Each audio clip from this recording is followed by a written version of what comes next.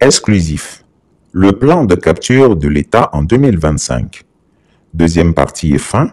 Le sondage qui a scellé le sort de Bédié, Laurent Gbagbo, Guillaume Soro et donc de la Côte d'Ivoire. Après avoir écouté les récriminations de ses ouailles, le tyran Ouattara, dans la posture du parrain mafieux, engoncé dans son fauteuil, avec cet air suffisant qu'on lui connaît, prit la parole face à ses brebis qui l'écoutaient religieusement. Il leur a dit que même si le sondage a donné des résultats contestables, celui-ci a le mérite de lui permettre au moins de savoir ce qu'il faut faire face à ses opposants qui lui grignotent des points dans l'opinion. Il a expliqué que le fameux sondage lui permet de réaliser que si l'opposition arrive à s'unir autour d'une candidature, elle pèserait plus de 50% de l'électorat. Il faut donc agir pour que cela ne se produise pas. Parlant du président Bédié, il a évoqué l'état de santé défaillante de ce dernier, de son âge avancé, de la contestation à laquelle il est confronté au sein de son parti et de l'instabilité financière dans laquelle il se trouve actuellement. Dans tous les cas, selon lui, le président Bédié serait incapable de mener une campagne électorale. S'il s'y hasardait, il risquait de mourir d'un arrêt cardiaque en plein meeting ou d'un coup de soleil. Il fera donc campagne depuis son salon de Daourou. Il faut alors continuer à le fragiliser financièrement, à menacer tout cadre qui serait tenté de lui apporter une aide financière ou de financer le PDCI-RDA. Il faut aussi le couper de ses cadres et mettre en prison quelques têtes fortes pour neutraliser ce parti. Celui contre qui il faut réellement se battre, c'est le président Laurent Gbagbo. Il fait preuve d'une combativité insoupçonnée malgré ses 10 années de détention et il arrive à ressusciter son FPI transformé en PPACI. Il faut donc l'écarter de la prochaine élection présidentielle et endiguer l'expansion du PPACI sur le terrain. C'est pour cela que des instructions ont été données pour inculper Damana Picasse, l'un des animateurs principaux de ce parti. L'objectif est de l'assigner à résidence à Abidjan avec interdiction formelle d'être vu sur une quelconque partie du territoire ivoirien. C'est ce qui avait expliqué aussi la lourde condamnation, 2 ans de prison ferme, des 31 militants du PPACI qui, solidaires de leur secrétaire général, Damana Picasse, l'avaient accompagné pour répondre à la convocation du juge. De plus, il ne lèverait pas la condamnation pénale de Laurent Gbagbo et donc ne prendrait aucune ordonnance d'amnistie en sa faveur. Alors, avec ce casier judiciaire, le président Gbagbo verrait sa candidature rejetée par la Cour constitutionnelle. Dans ce cas de figure, soit le PPACI boycottera la dite élection, soit il choisira un candidat de dernière minute comme Stéphane Kipré. Et c'est avec plaisir que le vieux Grigou va écraser ce dernier. Pour obtenir le calme dans les rangs de ce parti, il ferait inculper quelques cadres importants de la direction, ce qui les éloignerait de la scène politique le temps des élections, réduirait au silence de peur les autres militants et réduirait l'influence de ce parti en le faisant perdre dans la majorité des communes dans lesquelles il présenterait des candidats. Sur le cas de Guillaume Soro, Alassane Ouattara s'est vraiment emporté. À cause de ce dernier qui lui arrache plus de 15% des voix qui devaient lui revenir naturellement, il voit son électorat divisé. Ce bandit me met en difficulté face à l'opposition. Et ça, je ne vais pas le lui pardonner, a-t-il déclaré plein de colère. Soro ne rentrera pas en Côte d'Ivoire avant 2025 et je veillerai personnellement à ce qu'il reste en exil aussi longtemps qu'il le faudra, a-t-il promis à ses fidèles. Comment vivez-vous votre exil au quotidien quand on sait que vous êtes pourchassé par le régime ivoirien? Ce n'est pas moi qui l'affirme, c'est la presse internationale qui nous apprend que plusieurs équipes des services de renseignement ont été dépêchées sur vos traces partout dans le monde, en Europe et en Asie. Nous l'avons lu, comme tous les Ivoiriens d'ailleurs. Donc, le gouvernement ivoirien veut retrouver vos traces. Et comment vivez-vous ça, cette traque, et comment vivez-vous cette pression?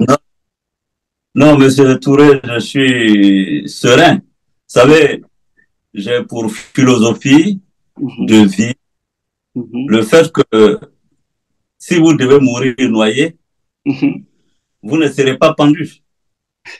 Vous ne serez pas retrouvé pendu. Donc, évidemment, vivre en exil n'est pas une chose souhaitable pour quiconque, et surtout pour un leader politique.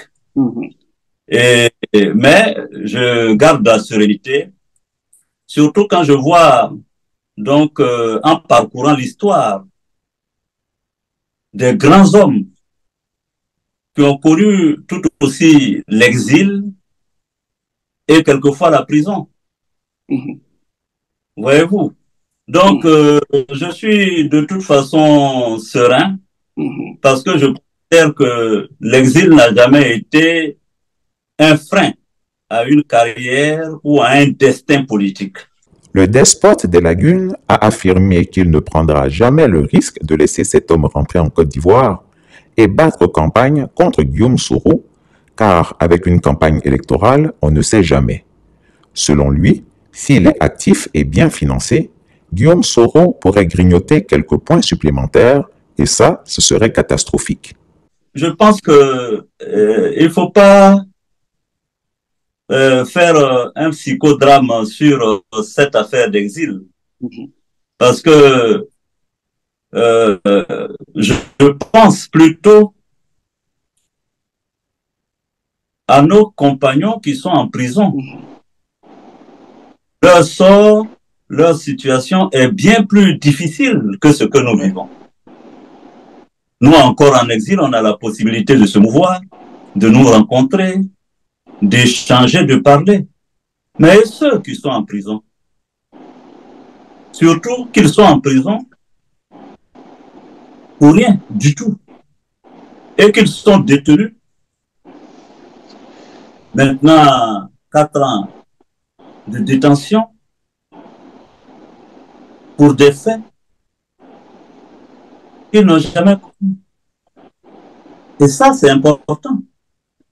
Je pense que nous devons, nous, à GPS, plutôt nous apitoyer sur le sort de ceux qui sont en prison. En ce qui me concerne, je vais bien, je circule, je tiens des réunions, je voyage, et c'est plutôt ceux qui sont en prison qui doivent nous préoccuper. Et je suis triste de voir que ce ne sont pas des prisonniers, ce sont des otages. Parce que qu'est-ce qu'on leur demande? On leur demande, devant la caméra de la RTI, de calomnier Guillaume Soro pour recouvrer la liberté. Et ça, imaginez-vous, qu'on demande à des amis, à des compagnons, à des frères, de renier leurs frères, de renier l'amitié, de renier la fraternité. Dans quel monde sommes-nous? Donc je pense que aussi bien M. Touré, vous aussi vous êtes en exil. Hein? Vous êtes en exil. Donc si M. Touré demain fait une déclaration à la télévision nationale pour dire que je me suis trompé d'avoir suivi Guillaume Soro, vous serez accueilli à Abidjan en héros, n'est-ce pas? Donc, la question de l'exil, voilà, c'est un passage, ce sont les aléas de la vie d'un homme politique. Alassane Ouattara a répété à ses fidèles qu'il ne commettra jamais la même erreur que Laurent Gbagbo, qui a laissé ses adversaires entrer en compétition avec lui alors qu'il avait le pouvoir de les écarter. Pour contenter et calmer la France, le vieux Grigou suggère d'encourager Tidiane Thiam, le chouchou de Macron, à se présenter à l'élection présidentielle d'octobre 2025. Dans ce cas, il fera d'une pierre deux coups. D'une part, Tidiane Thiam va vider une grande partie de l'électorat du PDCI, notamment les jeunes cadres, et d'autre part, S'il est candidat, Thiam pourra convaincre la communauté internationale de laisser ces élections se dérouler, même si Alassane Ouattara est candidat à un 4e mandat. Mieux, Tidiane Thiam, qui n'a jamais aimé Laurent Gbagbo, sera un allié efficace contre ce dernier. Dans tous les cas, avec la candidature entérinée du financier Thiam et la bataille qui s'ensuivra au PDCI, le parti d'Henri Konan Bédié risque d'imploser en 2 tendances antagonistes. De plus, Alassane Ouattara suggère de laisser les petits candidats, tels qu'Afin Guessan, Jean-Louis Billon, etc., se présenter. Tout ceci va créer un effet de morcellement qui ne peut que lui être profitable. Avec cette configuration, le dictateur des lagunes pourra aisément expliquer aux Blancs comment il a pu gagner dès le premier tour. Il lui suffira juste de dire que Tidiane Thiam, Jean-Louis Billon et Afin Guessan ont fait éclater les électorats des présidents Bédié et Gbagbo. Par conséquent, c'est le plus naturellement du monde que lui, Alassane Ouattara, les a tous convaincus. En conclusion, l'octogénaire super menteur a dit à ses fidèles que même si ce sondage est très contestable, il faut en tirer des leçons pour neutraliser l'opposition. Il a donc pris les fortes résolutions suivantes. Tout d'abord, écarter la candidature de Laurent Gbagbo. Ensuite, continuer à affaiblir le PPACI. Continuer à diviser le PDCI-RDA.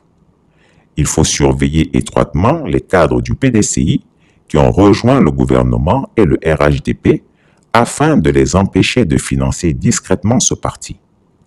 Empêcher le retour de Guillaume Soro et interdire le fonctionnement de son mouvement GPS.